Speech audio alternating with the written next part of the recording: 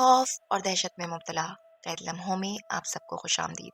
میرے چینل کو لائک اور سبسکرائب کریں اور بیل آئیکن کو لازمی ہٹ کریں تاکہ میری آنے والی ویڈیوز آپ کو وقت پر مل سکیں۔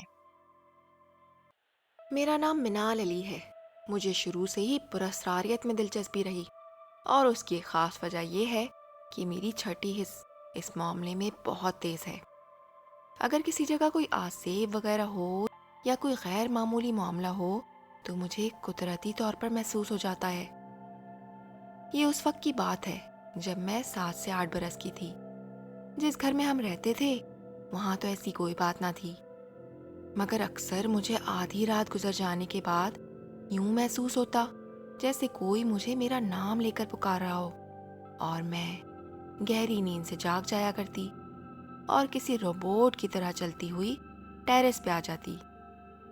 ہمارے گھر کے ٹیرس کے سامنے دکھنے والا گھر جو نہ جانے کب سے بند پڑا تھا، مجھے وہاں ہلچل نظر آتی، جیسے بہت سارے لوگ وہاں بھاگ دوڑ رہے ہوں اور وہاں سے کوئی مجھے میرا نام لے کر پکار رہا ہے۔ رات کے سناٹے میں جب ہر طرف گہری خاموشی کا راج ہوتا، مجھے اس گھر سے اپنا نام پکارنے کی آواز صاف سنائی دیتی اور میں یک ٹک اسی گھر کو دیکھے جاتی۔ مجھے لگتا جیسے میرے قدموں کو کسی نے جکڑ رکھا ہو، اور فجر کی اذان کی آواز آتے ہی میرا نام پکارنے کا سلسلہ رک جاتا اور میرے قدم بھی ڈھیلے پڑ جاتے۔ پھر میں اپنے کمرے میں جا کر سو جاتی۔ بہرحال پھر کچھ عرصہ بعد ہم دوسرے گھر میں شفٹ ہو گئے۔ اس وقت میری عمر کوئی 11 سال تھی۔ ڈبل اسٹوری پہ بنا وہ بنگلہ میرے پاپا کو بہت پسند آیا تھا۔ قیمت بھی کافی مناسب تھی، اس لیے انہوں نے وہ بنگلہ خرید لیا۔ جس دن وہ ہمیں گھر دکھانے لے گئے، بنگلے کے مین دروازے سے قدم اندر رکھتے ہی میری نظر صحن میں لگے گھنے سے نیم کے درخت کی طرف اٹھ گئی۔ مجھے کچھ عجیب سا احساس ہوا اور بے ساختہ میرے منہ سے نکلا، اوہ بھوت بنگلہ، جس پر میرے پاپا نے مجھے غصے سے گھورا۔ وہ بنگلہ بہت خوبصورت تھا، مگر نہ جانے کیوں میرے ساتھ ساتھ میری ماما کو بھی اس میں وحشت سی ہوتی تھی، اور ہمارے خوف کو دیکھتے ہوئے پاپا نے ہمارے خاندان کے ہی ایک رشتہ دار بزرگ کو بلوایا جو روحانی علوم سے واقفیت رکھتے تھے۔ انہوں نے پورا گھر دیکھا اور قرآنی آیات کے نقش گھر کے چند حصوں میں لگاتے ہوئے پاپا سے بولے، وہ جو یہاں تھے ہم نے ان کو باندھ دیا ہے اور اب آپ لوگ بس تھوڑا سا احتیاط رکھیے گا۔ خیر دن یوں ہی گزرنے لگے۔ ہماری رہائش نیچے پورشن میں تھی اور اوپر کا پورشن سیٹ کر کے بند کیا ہوا تھا، اور مما کے کئی دفعہ منع کرنے کے باوجود بھی میں گھنٹوں کے حساب سے اکیلی اوپر پورشن میں کھیلا کرتی تھی۔ مجھے وہاں کھیلنا پسند تھا۔ مجھے یوں محسوس ہوتا تھا کہ وہاں میں اکیلی نہیں بلکہ اور بہت سارے لوگ وہاں موجود ہیں۔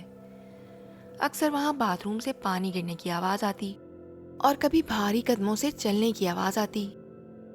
اوپر پورشن کے بیڈ روم میں بیڈ کے نیچے ایک موٹا سیاہ رنگ والا بلّا ہمیشہ بیٹھا نظر آتا۔ حیرت انگیز طور پر اس بلے کو کبھی کسی نے نیچے سے اوپر یا اوپر سے نیچے آتا نہ دیکھا تھا، جبکہ اوپر ٹیرس اور کھڑکیاں دروازے ہمیشہ ہی بند رہتے تھے۔ اس بلے نے بیڈ کے نیچے کبھی کوئی گندگی بھی نہ کی، بس ہمیشہ بیڈ کے نیچے بیٹھے سب کو گھورتا رہتا تھا۔ اسے بھگانے کی ہر ممکن کوشش کی گئی مگر وہ ٹس سے مس ہی نہ ہوتا۔ ایک پراسرار سی چمک تھی اس کی آنکھوں میں جسے دیکھ کر خوف سے جھرجھری سی آ جاتی تھی۔ پھر ایک دن ہمارے گھر دعوت تھی۔ رات جب سارے مہمان چلے گئے تب میں اور مما ٹی وی لاؤنج میں بیٹھے تھے۔ تب میری نظر اوپر جاتی سیڑھیوں پر پڑی۔ وہاں کسی بچے کا سایہ نظر آ رہا تھا۔ اتفاقاً مما کی نظر بھی اس پر پڑ گئی۔ ہم نے سوچا شاید کوئی بچہ اوپر ہی رہ گیا ہو، اس لیے اس سے لینے جب میں اور مما اوپر گئے تو وہاں کا کونا کونا چھان مارا مگر وہاں کوئی بچہ موجود نہ تھا۔ اسی طرح اکثر ہی کوئی نہ کوئی ضرورت کی چیز غائب ہو جاتی، پھر تھوڑی دیر بعد خود ہی مل جاتی۔ اور پھر ایک دن دوپہر کا وقت تھا جب گھر کی بیل بجی۔ مما کے ساتھ میں بھی دروازے تک گئی کہ دیکھوں تو کون آیا ہے۔ دروازہ کھولا تو سامنے ایک 6-7 سالہ بچی کھڑی تھی اور کچھ دوری پر ایک عورت تھی عورت نے مما کی طرف دیکھتے ہوئے کہا، ہم آپ کے محلے میں رہتے ہیں، اور گلی کے آخری والے گھر کی طرف اشارہ کرتے ہوئے بولی کہ وہ میرا گھر ہے۔ میری بچی کو آپ کی بیٹی کے ساتھ کھیلنا ہے، اس لیے میں اسے یہاں چھوڑ کر جا رہی ہوں، کچھ دیر بعد یہ خود ہی گھر آ جائے گی۔ اتنا کہتے ہی وہ عورت تیز تیز قدم اٹھاتی واپس چلی گئی۔ میں اور مما حیران بھی ہوئے کہ بنا جانے پہچانے وہ کیسے اپنی بچی ہمارے گھر چھوڑ سکتی ہے، مگر پھر میں اس بچی کو گھر کے اندر لے آئی۔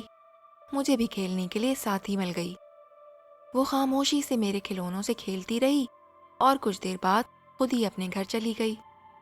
پھر وہ روز دوپہر کو آ جاتی اور میرے ساتھ کھیلتی۔ مجھے بھی اس کا انتظار رہتا اور اس کے ساتھ کھیلنا اچھا لگتا۔ مما نے پاپا کو بتایا تو وہ بولے، اچھا ہے، ہماری منال بیٹی کو کھیلنے کے لیے کوئی ساتھی مل گیا، اور بات ختم ہو گئی۔ پھر ایک روز ابھی وہ بچی آئی تھی کہ مما کو ان کی ایک سہیلی جو ہمارے گھر سے کافی قریب رہتی تھی ان کی کال آ گئی۔ وہ کسی ایمرجنسی میں تھی اور ان کو مما کی ہیلپ چاہیے تھی۔ میں گھر پر اکیلی ہوتی تو مما مجھے چھوڑ کر کبھی نہ جاتی، مگر اس بچی کی بھی موجودگی کا سوچ کر وہ جلد واپس آنے کا کہہ کر اپنی فرینڈ کے گھر چلی گئیں۔ دوپہر کا وقت تھا، مما نے چاول بنائے تھے۔ میں نے چاول پلیٹ میں نکالے اور اس بچی جس نے اپنا نام ماہنور بتایا تھا اسے بھی کھانے کے لیے ساتھ بٹھا لیا۔ ویسے تو ماہنور تھوڑا ہی کھاتی تھی، اور جب میں نے چاولوں کا پہلا نوالا لیا تو اس میں بہت تیز مرچیں تھیں جو مجھ سے تو کھائے نہ گئے۔ مگر اچانک اس بچی نے عجیب سی بات کہی۔ اس نے کہا، آپی، میرا دوست بھی کھانا کھائے گا۔ میں نے پوچھا، کہاں ہے آپ کا دوست؟ تو اس نے کہا، وہ صرف مجھے دکھتا ہے، آپ نہیں دیکھ سکتی۔ اس کی بات پر مجھے ہنسی آ گئی۔ میں نے کہا، ٹھیک ہے، بلاؤ اپنے دوست کو۔ پھر اس نے کسی کو اشارے سے بلایا اور اپنے ساتھ نیچے ہی کارپٹ پر بٹھا لیا، اور دیکھتے ہی دیکھتے وہ پلیٹ خالی ہو گئی۔ میری ہنسی ایک دم رک گئی جب ماہنور نے کہا، آپی، میرے دوست کو اور بھوک لگی ہے، اسے اور چاول دو۔ میں نے ڈرتے ڈرتے پلیٹ میں اور چاول ڈالے اور وہ بھی جلد ہی ختم ہو گئے۔ اب میں تھوڑی گھبرا گئی۔ میں خاموشی سے ایک کونے میں رکھے صوفے پر بیٹھ گئی اور مما کے جلد آنے کی دعا کرنے لگی۔ پھر کچھ ہی منٹ گزرے تھے کہ ماہنور میرے پاس آئی اور بولی، آپی، اب مجھے جانا ہے، میرے ساتھ میرے دوست بھی جا رہے ہیں، آپ سب کو سلام کرو۔